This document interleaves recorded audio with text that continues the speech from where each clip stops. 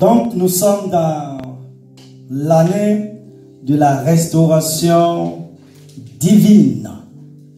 Et ce matin, j'aimerais vous partager la parole de Dieu, qui est vie, qui est esprit, et qui parle. Je suis en train de vous enseigner le chemin de la restauration. À l'intérieur de nous-mêmes, nous devrons vivre ce qu'on appelle la restauration de Dieu. Et voici le titre de mon message. Aimez même ceux qui ne sont pas aimables. Aimez même ceux qui ne sont pas aimables. Quelqu'un peut dire Amen? Amen. Quelqu'un peut dire Amen? Amen. Quelqu'un peut dire Amen? Amen. Aimez même ceux qui ne sont pas aimables. Et je vais aller attentivement et je veux que vous me suivez. Gloire à Dieu. Et voici notre texte de référence. Là, c'est l'apôtre de l'amour. C'est Jean. Jean au chapitre 13, verset 35. Suivez avec moi. À ceci, tous connaîtront que vous êtes mes disciples si vous avez de l'amour les uns pour les autres. Je vais remonter plus haut. Le verset 34. Et je lis dans ma Bible. Jean au chapitre 13, versets 34 et 35. Je vous donne un commandement nouveau. Aimez-vous les uns les autres, comme je vous ai aimé. Vous aussi, aimez-vous les uns les autres. Verset 35. À ceux-ci, tous connaîtront que vous êtes mes disciples. Il n'a pas dit que vous êtes mes chrétiens, mais vous êtes mes disciples si vous avez de l'amour les uns pour les autres. À travers ce texte biblique, nous oublions souvent qu'il y a des personnes qu'il faut simplement aimer, sans essayer de les comprendre et sans les juger. Nous avons tous connu des personnes difficiles à apprécier et encore plus à aimer. Des personnes qui ont tout simplement un caractère ou une personnalité qui nous agace. Soit parce qu'elles se plaignent ou se victimisent tout le temps, soit parce qu'elles passent leur temps à râler et à critiquer, ou parce qu'elles sont colériques, ou alors parce qu'elles trouvent 5 problèmes à chaque solution. Dieu nous appelle à aimer toutes ces personnes et à accepter leur personnalité. À travers ces personnalités, Dieu nous donne l'opportunité de grandir et de nous améliorer.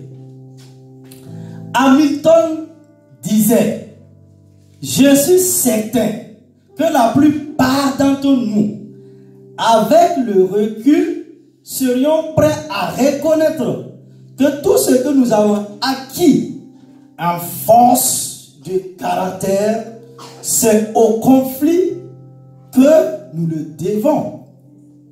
Des forces qui sont cachées tout au fond de nous, si profondément que nous ignorons même les posséder, sont activées par les défis de l'opposition et de la frustration. Ce sont les difficultés qui nous font avancer. Vous êtes-vous déjà demandé pourquoi les conflits les plus difficiles ont lieu dans le cadre de la famille? l'église ou du travail. Une des explications, c'est que ce sont les endroits où nous passons l'ensemble de notre temps. Mais ce n'est pas la seule raison. Dieu aime agir dans le contexte de nos relations quotidiennes pour deux raisons. Première raison, avec une personne que nous fréquentons régulièrement, il est impossible de porter continuellement un masque, de faire semblant d'être quelqu'un d'autre. Les failles finiront toujours par apparaître. Notre conjoint, nos enfants, nos collègues et nos amis chrétiens ne peuvent être dus en permanence. Deuxième raison, avec les gens que nous fréquentons régulièrement, nous ne sommes pas censés fuir les conflits. Le Seigneur nous demande de persévérer et de régler les problèmes, parfois en disant certaines vérités difficiles à entendre. Avez-vous déjà essayé d'imaginer ce qui se passe quand le fer aiguise le fer? Il y a un fort dégagement de chaleur et de jaillissement d'étincelles. Eh bien, sachez que la gestion des conflits interpersonnels est le feu du fondeur où se forme notre caractère d'enfant de Dieu et où nous apprenons. Et c'est ce que nous allons voir en deux parties ce matin en ce culte d'adoration et de louange. Premièrement, aimer ceux qui ne sont pas aimables nécessite d'apprendre à résoudre les conflits. Si nous n'apprenons pas à grandir à travers les épreuves et les tribulations de la vie, les conflits seront notre part où que nous allions. La solution, lorsqu'un conflit apparaît, n'est pas de changer d'emploi, d'église ou même de conjoint. Nous devons saisir cette opportunité pour grandir. Et voici ce que l'apôtre Paul dit aux Romains, au chapitre 5, les versets 3 à 5. Il dit, bien plus, nous nous glorifions même des afflictions, sachant que l'affliction produit la persévérance. La persévérance, la victoire dans l'épreuve. Et cette victoire, l'espérance. Or, l'espérance ne se trompe point parce que l'amour de Dieu est répandu dans nos cœurs par le Saint-Esprit qui nous a été donné. Notre espérance ne doit pas résider dans les circonstances favorables. Pas plus qu'elle ne doit dépendre des autres. Notre espérance doit reposer sur notre relation avec Dieu et notre croissance à son image. Dans le cadre d'un conflit interpersonnel, la seule personne que nous avons la capacité de changer, c'est nous-mêmes. C'est nous-mêmes. Vivre avec des êtres imparfaits qui sont engagés comme nous dans le processus de sanctification engendre inévitablement des problèmes. Nous lisons dans la littérature de sagesse, comme le fer aiguise le fer, ainsi un homme excite la colère d'un homme. Et dans notre version, le fer aiguise le fer. Ainsi un homme aiguise la personnalité de son prochain. Proverbe au chapitre 27, verset 17. Cela veut dire quoi, Église, peuple de Dieu? Les conflits sont inévitables. Quelqu'un peut dire à son voisin, à sa voisine ce matin, les conflits sont inévitables. Je ne t'attends pas. Que tu pries ou pas, que tu jeûnes ou pas, les conflits sont inévitables. Comment avez-vous appris à les gérer? Voici la question que je vous pose ce matin. Battez-vous en retraite? Vous efforcez-vous de trouver un terrain d'entente? Vous rangez-vous à l'avis des autres ou voulez-vous avoir le dernier mot? Cherchez-vous à manipuler les personnes et les circonstances à votre avantage? Faites-vous comme si de rien ne s'était, comme s'il ne s'était rien passé? Hello. Je vous repose de nouveau la question. Faites-vous comme si de rien n'était, comme s'il ne s'était rien passé? Les personnes chez qui le besoin de réussite prime et qui ont peu de terrain pour la qualité des relations cherchent généralement à avoir le dernier mot. D'autres qui ne se préoccupent pas plus des individus que de leur réussite personnelle optent plutôt pour une attitude d'évitement. Les manipulateurs, eux, se soucient peu de la transparence dans les relations et cherchent à éviter la confrontation personnelle et à préserver même une image fausse. Ils travaillent dans l'ombre et en coulisses. Il existe de multiples façons de bien gérer un conflit. Et la recherche d'intérêt, d'entente avec certaines personnes revient à rechercher un compromis. Oui, certaines situations appellent à des compromis, alors que d'autres exigent que nous nous battions pour la justice. Notre approche du conflit est fonction de notre tempérament et de notre vécu. Paul et Pierre étaient tous deux des battants et leur caractère les poussait naturellement à rechercher la victoire. Pour être apte à exercer un ministère de réconciliation, ils ont dû l'un et l'autre passer par le brisement. Judas était un manipulateur. Barnabas qui avait un don d'encouragement.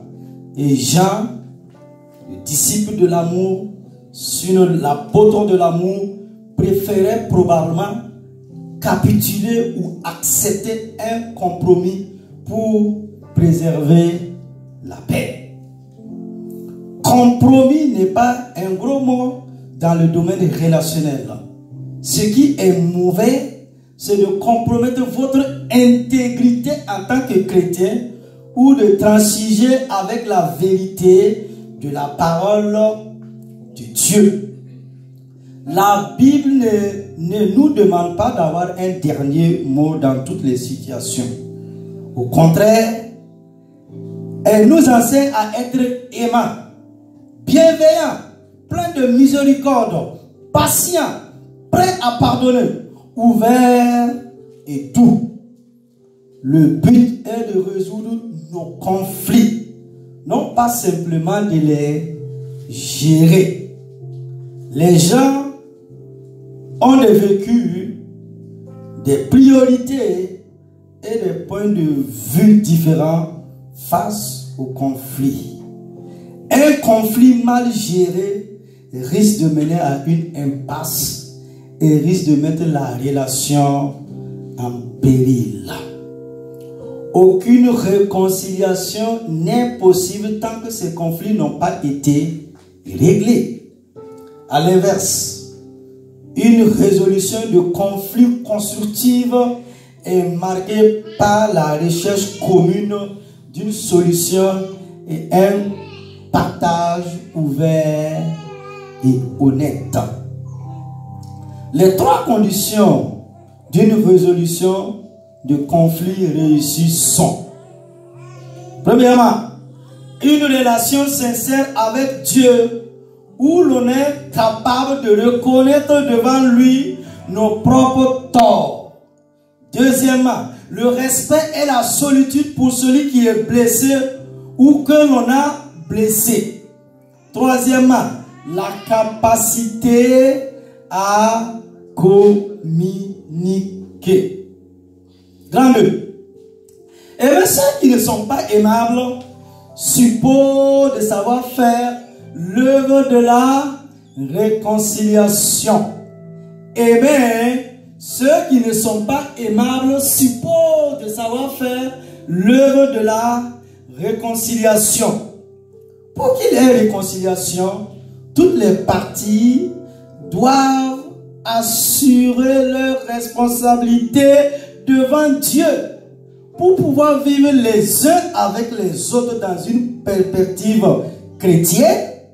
Nous avons deux responsabilités fondamentales. Premièrement, nous sommes responsables de notre caractère. Je le répète, la volonté de Dieu pour nous, c'est notre sanctification. C'est ce que Paul dit aux Thessaloniciens. 1 Thessaloniciens chapitre 4 verset 3. Il dit, ce que Dieu veut, c'est notre sanctification. C'est que vous vous abstenez de l'impudicité. Il n'existe aucun principe de la Bible en vertu duquel nous devrons choisir le métier de charpentier, de plombier, d'ingénieur, de docteur. Mais la Bible nous donne de nombreux conseils quant aux gens de charpentier, de plombier, d'ingénieur, de docteur que nous sommes censés être. Du point de vue de Dieu, le caractère est primordial. Passe toujours avant la carrière, la maturité avant le ministère, l'être avant le faire. Deuxièmement, notre seconde responsabilité est de nous aimer les uns les autres, de répondre aux besoins les uns des autres. L'amour est au cœur du processus de sanctification. Si nous avons plus d'amour pour notre prochain, nous éviterons les débats sans fin qui favorisent des discussions plutôt que l'œuvre de Dieu dans la foi. Le but de cette recommandation, c'est l'amour qui vient d'un cœur pur, d'une bonne conscience et d'une foi sans hypocrisie. C'est ce que Paul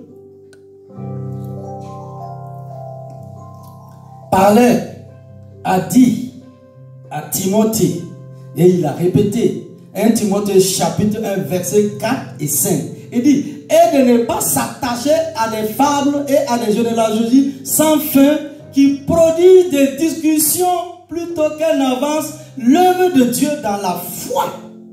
Le but du commandement, c'est une charité. Dans d'autres versions, c'est l'amour venant d'un cœur pur, d'une bonne conscience et une foi sincère.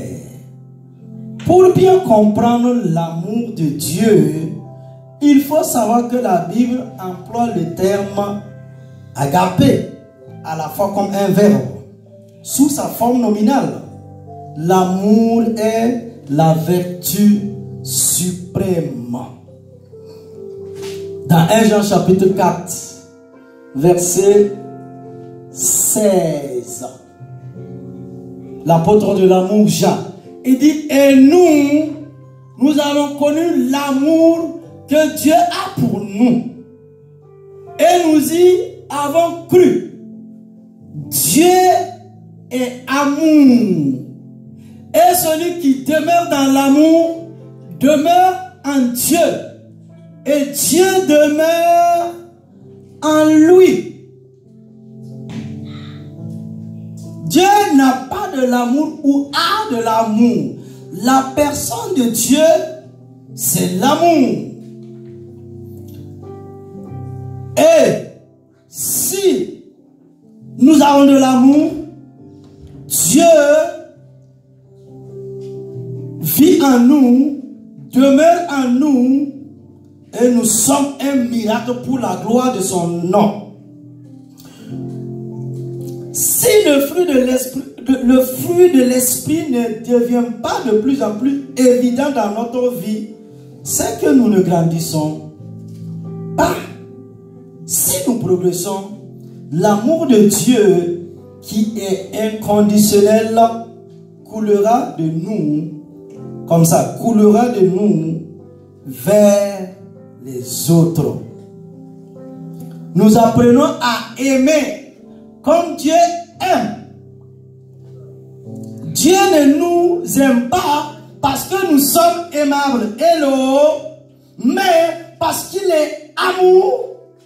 Il est dans sa nature même d'aimer. Est-ce que vous attendez? Nous apprenons à aimer comme Dieu aime, puisque Dieu est papa. Et nous chantons que l'éternel Dieu est notre papa. Maintenant, Jean nous dit, Dieu est amour. Ça veut dire, notre papa est amour. Dieu ne nous aime pas parce que nous sommes aimables. Dieu n'a pas aimé le monde parce que le monde était aimable. Non.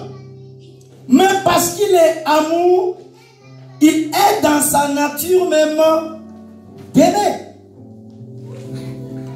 Pour aimer ceux qui ne sont pas aimables, nous avons besoin de revertir le caractère de Dieu en tant que croyants. Et en ce moment, nous sommes participants de la nature divine. 2 Pierre 1:4, lesquels nous assurent de sa part les plus grandes et les plus précieuses promesses, afin que par elles vous deveniez participants de la nature divine, en fuyant la corruption qui existe dans le monde par la convoitise. Plus nous ressemblons à Christ, plus nous devenons capables d'aimer les autres. Jésus a dit, je vous donne un commandement nouveau. Aimez-vous les uns les autres. Jean 13:34. C'est un commandement qu'il se charge lui-même d'accomplir en nous. Et c'est pour cela qu'il est nouveau. Comment aimer ceux qui nous haïssent? En leur faisant du bien.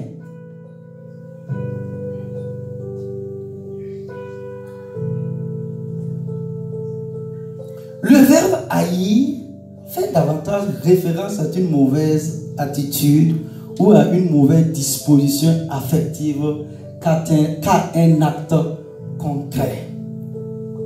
Jésus parle de ceux qui n'éprouvent pas de sympathie à notre égard, qui n'ont pas de penchant naturel pour nous. Ils ne nous traitent pas forcément mal. Simplement, ils ne nous apprécient pas. Le Seigneur nous demande de répondre à une attitude négative en leur faisant du bien, en les comblant de bien. Parce que les actes parlent plus que les paroles. En aimant ceux qui nous méprisent, nous agissons selon notre véritable identité en Christ. Luc chapitre 6, verset 35.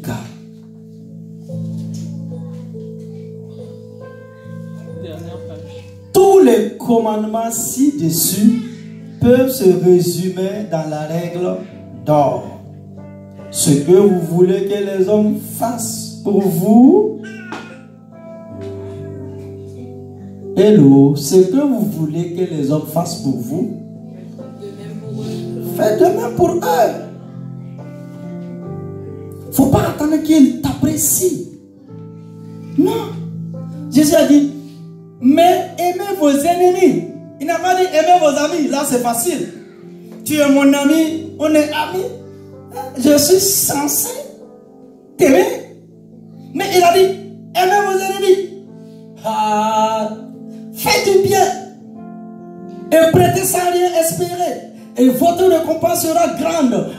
Et vous serez fils du Très-Haut. Car il est bon pour les ingrats et pour les méchants.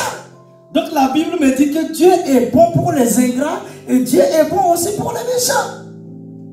Soyez donc miséricordieux, comme votre Père est miséricordieux. Ne jugez point et vous ne serez point jugés. Ne condamnez point et vous ne serez point condamnés. Absolvez et vous serez absous. Donnez et vous sera donné. On versera dans votre sein une bonne mesure, serrée, secouée et qui déborde. Car on vous mesurera avec la mesure dont vous avez.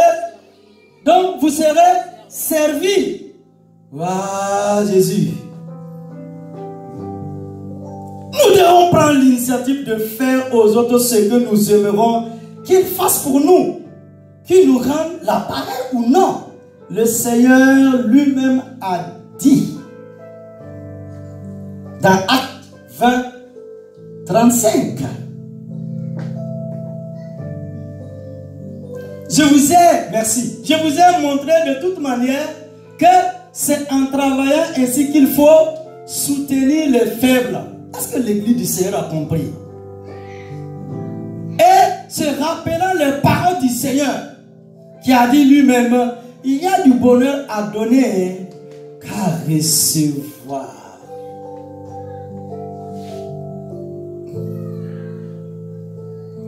La réconciliation n'est pas un processus mécanique, des règles et des ordonnances bibliques qu'il suffit d'appliquer. Elle est un mode de vie. Cela veut dire quoi? Aimer est un mode de vie. Un fruit de la transformation de notre caractère. Alors que nous grandissons toujours plus à la ressemblance du Christ, nous apprendrons à être miséricordieux comme notre Père Céleste est miséricordieux. Luc chapitre 6, verset 36. À retenir notre jugement afin de ne pas être jugé, à pardonner afin d'être nous-mêmes pardonnés. Nous n'agissons pas ainsi pour manipuler les autres ou les situations. Nous le faisons parce que c'est ainsi que Jésus agirait et que c'est ce qu'il nous demande de faire. D'aimer nos ennemis. Hello. Jésus n'a pas dit d'aimer tes amis ou ceux qui t'aiment ou qui te font du bien.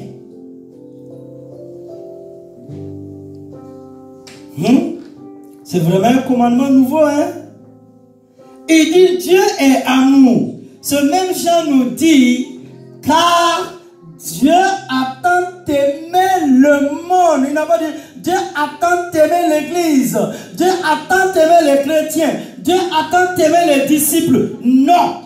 Dieu a tant aimé le monde. Quand le monde insultait Dieu, quand le monde ne reconnaissait pas Dieu, quand le monde haïssait Dieu, quand le monde disait que Dieu n'existait pas, c'est là, depuis son saint trône de gloire et de puissance, ce Dieu d'amour a manifesté son amour. L'acte de son amour, c'était d'envoyer Jésus-Christ, qui est la personne divine, la personne de Dieu, Dieu incarné, Dieu manifesté dans la chair pour venir nous communiquer le message d'amour. Jésus est venu sur cette terre des hommes, c'était de nous communiquer le message d'amour. Le message d'amour. Le message du pardon, le message de miséricorde, dont ton papa, bon Dieu est amour. Et même si nous voulons manifester l'onction, et même si nous voulons manifester l'onction, la puissance de Dieu, il y a ce qu'on appelle le fruit de l'esprit. Et dans le fruit de l'esprit, c'est l'amour. L'onction est manifestée. La puissance de Dieu est manifestée dans l'amour, pas dans la haine, pas dans la colère, mais dans l'amour de l'éternel Dieu. Parce que dans le royaume de Dieu, c'est le royaume de l'amour, l'amour manifeste de Dieu. La croix qui était fixée sur cette terre des hommes, c'était la manifestation de l'amour de Dieu. Il y a un autre royaume, il y a un autre Seigneur, il y a un autre Dieu qui ne connaît que la haine. Il ne respire que la haine et la méchanceté. Et depuis longtemps, il n'a pas aimé l'homme, il n'a pas aimé la créature de Dieu. Il s'est révolté avec Dieu. Et c'est Satan, et c'est démon.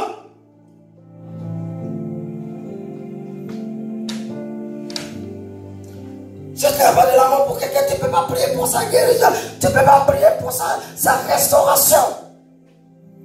L'apôtre Paul nous dit, si nous aimons seulement celles qui nous font du bien, quelle est la différence entre nous et le monde? Hello. Dieu nous font du bien, on les aime. Le monde aussi c'est pas, mais quelle est la différence? Aide-nous Seigneur. Dieu m'a dit, la restauration, c'est l'intérieur.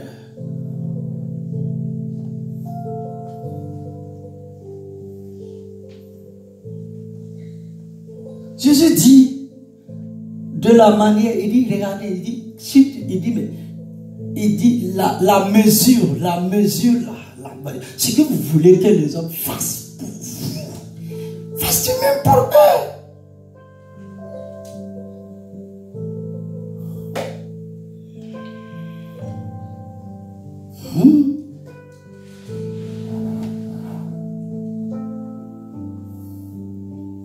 Je vais conclure. En conclusion, je voudrais revenir sur deux personnages qui ont marqué l'histoire, chacune à leur façon.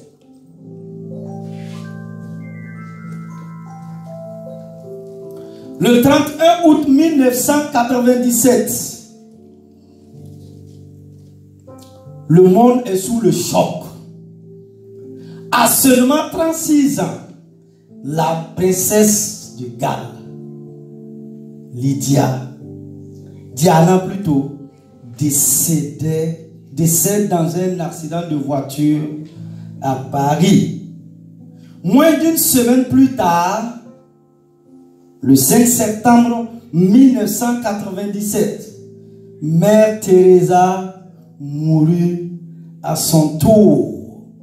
Et dans cette même année 1997, août à septembre 1997, j'ai voulu retenir votre attention sur Diana et sur Mère Teresa. Mais il y a un grand président aussi, le roi Léopard, un grand président aussi qui venait de décéder, Mobutu Sese Seko du Congo, Kinshasa. Mais le monde n'a pas parlé. Le monde l'a vu autrement. Le monde l'a catalogué autrement. Mais ces deux femmes comptaient parmi les plus célèbres de cette fin du XXe siècle. Mais vous n'aurez pas pu trouver deux êtres plus différents.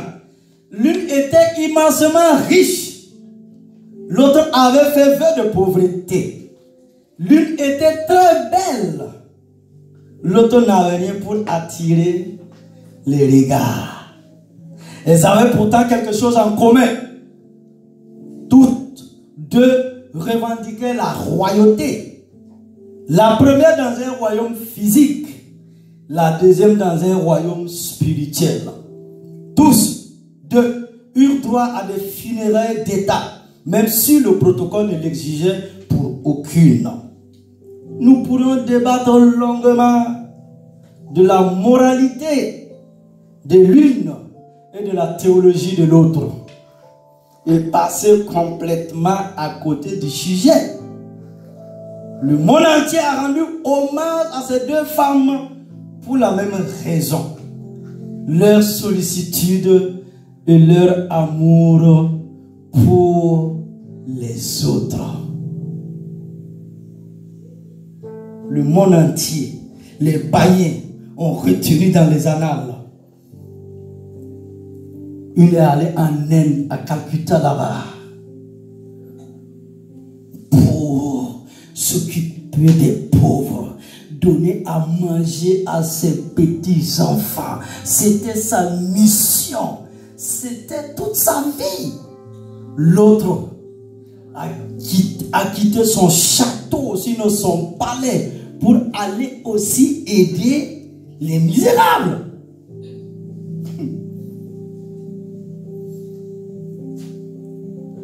L'amour envers Dieu et envers le prochain est la meilleure apologétique de notre foi et la condition indispensable à un ministère de réconciliation.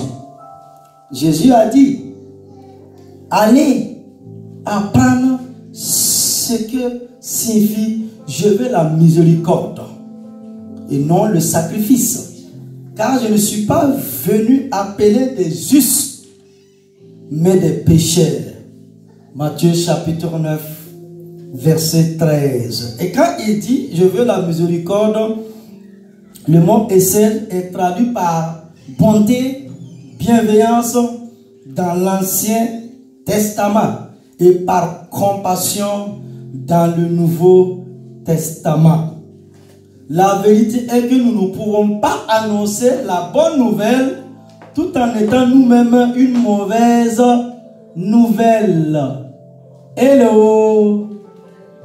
La vérité est que nous ne pouvons pas annoncer, puisque l'évangile, c'est la bonne nouvelle de Dieu. Nous ne pouvons pas annoncer la bonne nouvelle tout en étant nous-mêmes une mauvaise nouvelle. Nous devons être la bonne nouvelle et incarner l'amour de Dieu. Et Jésus a dit à ceux-ci, tous connaîtront que vous êtes mes disciples. Quand il dit tous, quand nous avons de l'amour les uns pour les autres, hein, la bonté, la bienveillance, la miséricorde, Jean nous dit au chapitre 13, verset 35, que le monde connaîtra que nous sommes les disciples de Jésus-Christ de Nazareth. Et comme disait l'évangéliste, bon, c'est à vous d'aimer les gens et c'est à Dieu de les changer. Toi, ta mission, il faut aimer. On a craché sur toi, on a incité sur toi. Il faut aimer. C'est à Dieu de les changer. Tiens-toi debout.